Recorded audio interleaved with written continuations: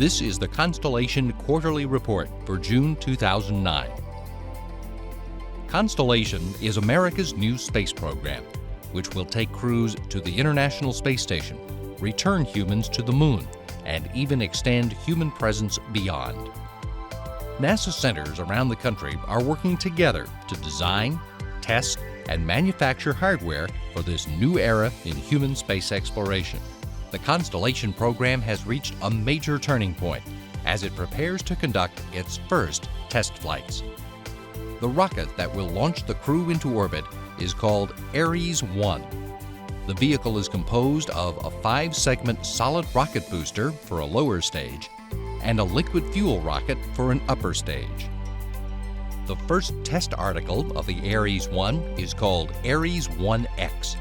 This major developmental test flight of full-scale hardware brings together the talents of several NASA centers. Sections of Ares 1X were manufactured at the Glenn Research Center in Cleveland, Ohio, and the Langley Research Center in Hampton, Virginia. At the Kennedy Space Center in Florida, rocket parts arrive by rail and by air.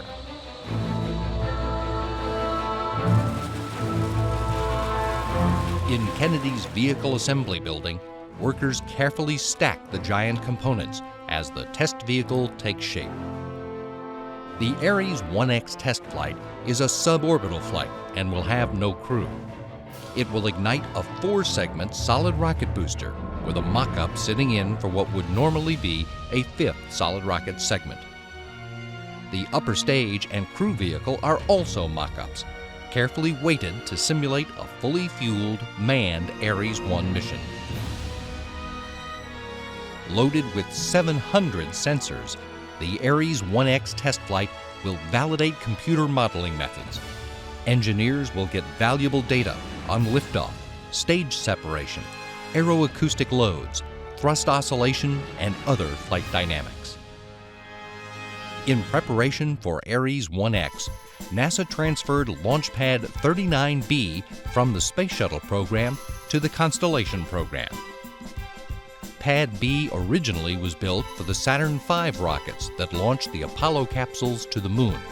It was later adapted to support Skylab and Space Shuttle operations. Now, the Kennedy Ground Operations Team will finish modifying Pad B for the Ares 1X launch, ushering in a new generation of spaceflight hardware.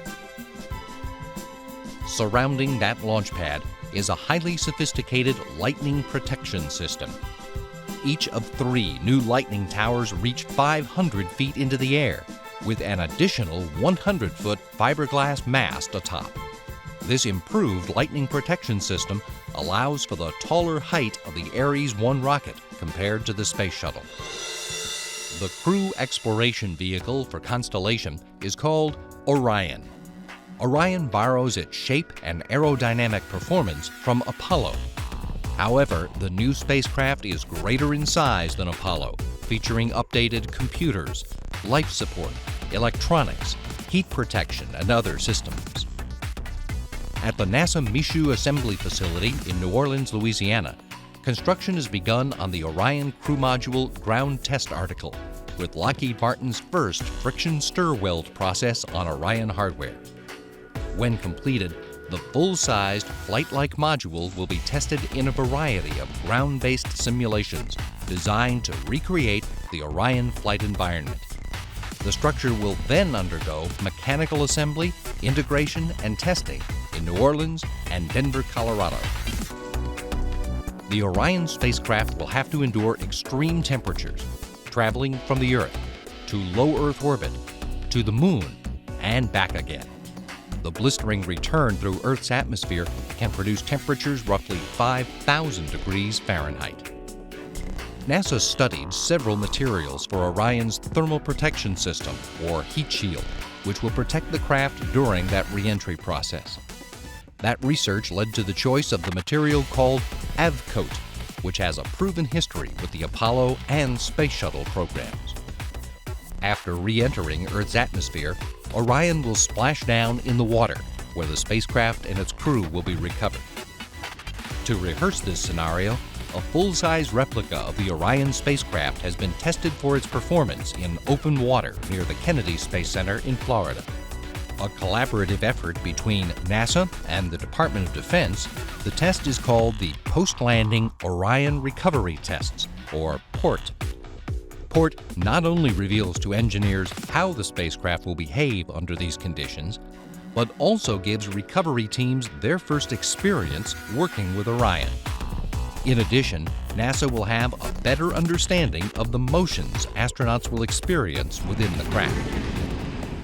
Other water-based tests took place in Maryland, where a smaller Orion mock-up was placed in more controlled water conditions for further gathering of data. Sitting on top of Orion is the Launch Abort System, designed to pull the crew to safety in the event of an emergency on the launch pad or in the early stage of the climb to orbit. Preparations are in full swing for the first test of the multifaceted Launch Abort System.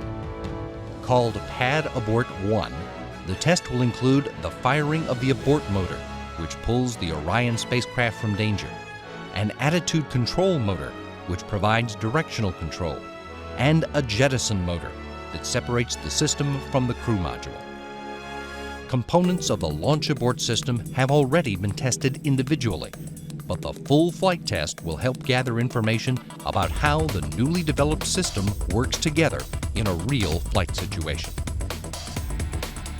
The abort motor, jettison motor, and other important components for Pad Abort 1 have already arrived at the White Sands Missile Range near Las Cruces, New Mexico, where NASA has completed work on a 92-acre launch complex. Included in the construction is a gantry steel structure, which serves as a combined launch pad and simulated launch vehicle. The gantry stands 130 feet tall and will be used in future test flights for the Constellation program.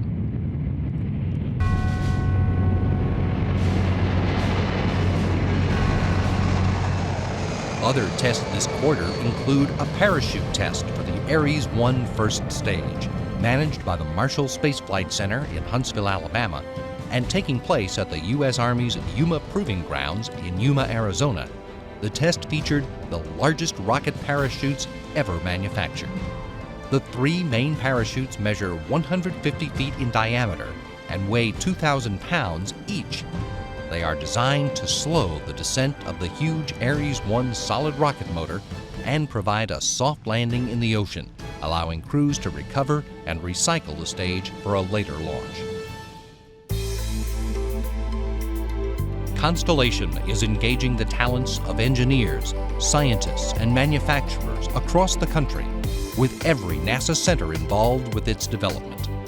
From wind tunnel testing, to computer modeling, to parachute testing, to rocket firings, to manufacturing, Constellation is trailblazing relationships between NASA centers and commercial industry. The hardware is moving from the factory floor to the launch pad as Constellation prepares to literally take flight.